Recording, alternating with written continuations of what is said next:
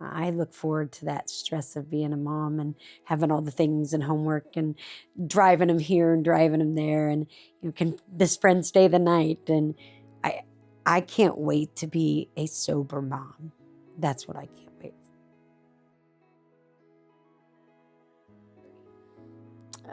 In the beginning, it was hard. I went through a lot of trauma that caused me to relapse. In that, my daughter got sick. And so, with all the pressure of that, I just kind of gave up, I guess you'd say.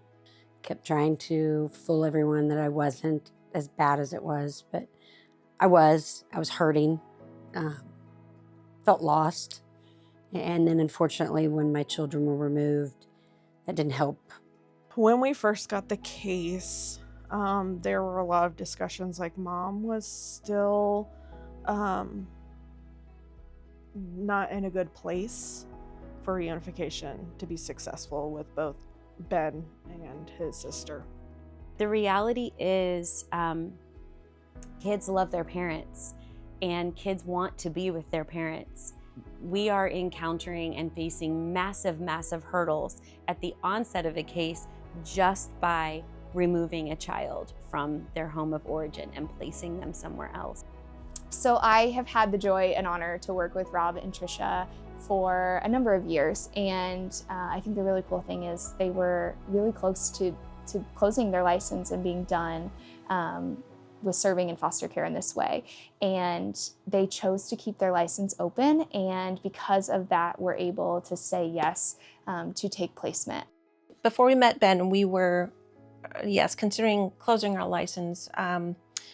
Due to some life events, we thought maybe it's time we just take a break, settle down, and really devote more time to other things. And we kept getting these signs and felt like, God's trying to tell us something.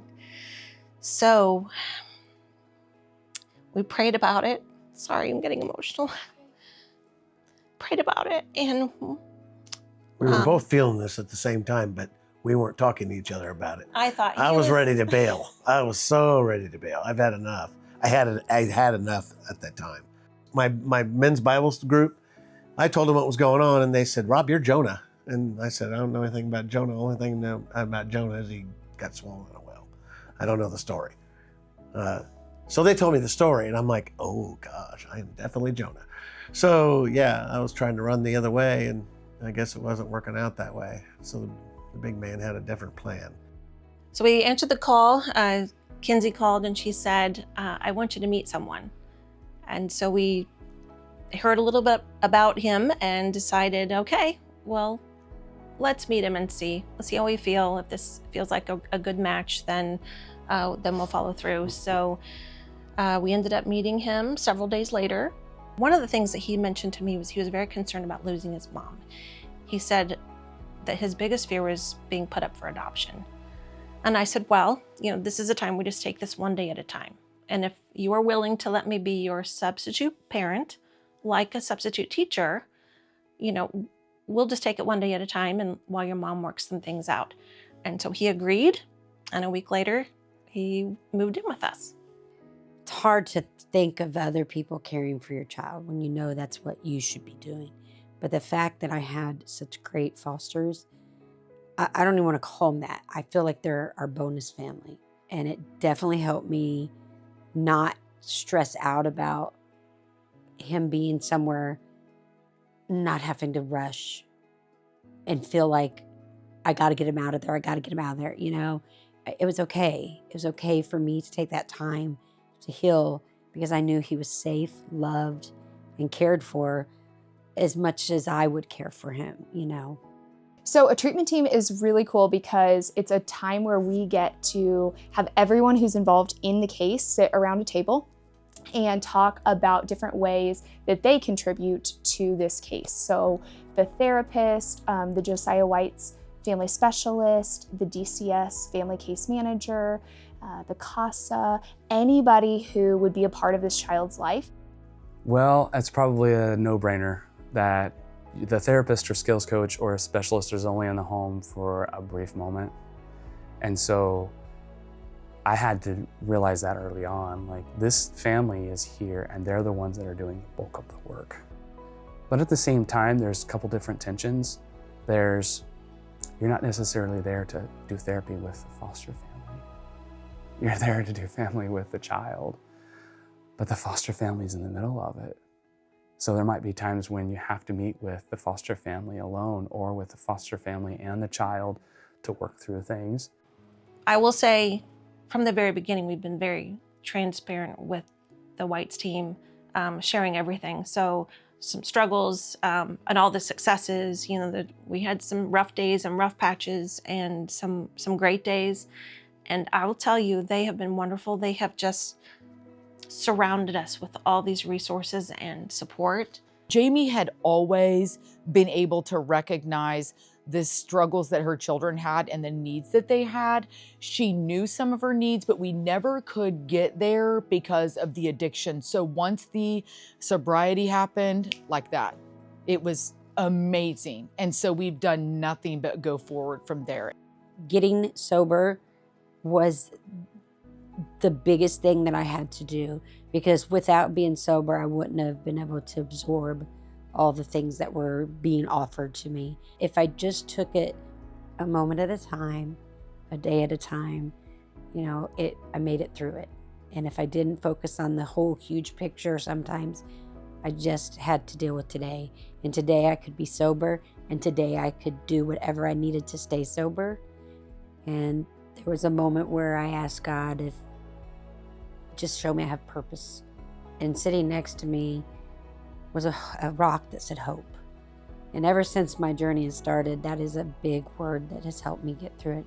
Hope comes up when I know I'm in the right place, or I see it in the right, you know, words that'll come out, people that are around. I mean, I went to rehab and the lady sticks her hands out and says, "Hi, my name is Hope." You know, and it's like God tells me I'm in the right thing, I'm doing the right thing when I see that word. You can't make someone sober, but when you work that hard with the CASA, with the providers, with Josiah Whites, and then all of a sudden it comes together and she gets sober and then it works, it's just phenomenal. And it's what keeps you going. It really is. I am so thankful for the way that this team has worked together to support Jamie and her family and to pursue reunification. I'm so thankful for their willingness to step out of their comfort zone, to work well with each other, to show up, to continue to provide consistency and love, and to collaborate well together to make this possible. So yeah, they have it's been great. fantastic. DCS has been fantastic. The Whites, you know, we couldn't do it without Whites. I mean, I wouldn't. Right. I've I been would done not a go long with time ago any other without one. agency. No way. Yep. No. They're wonderful. I've never seen this much growth in a client ever, or with a family. It makes this specific type of foster care even more important, because this multidisciplinary team approach, it works and it affects change and it makes a difference. This is what the pie in the sky perfect example would look like, is all of these different people and all of these different players coming to the table and wrapping around this family and this child. And when I say this family, I mean mom and her children, but I also mean foster parents and their children. You said, "So you're gonna miss us?" Because he knows the plan is to go back home. "Are you gonna miss us?" He goes, "Well, I'm gonna miss. I'll Well, you're gonna I'll miss miss the you, and then Yeah. and miss my bed."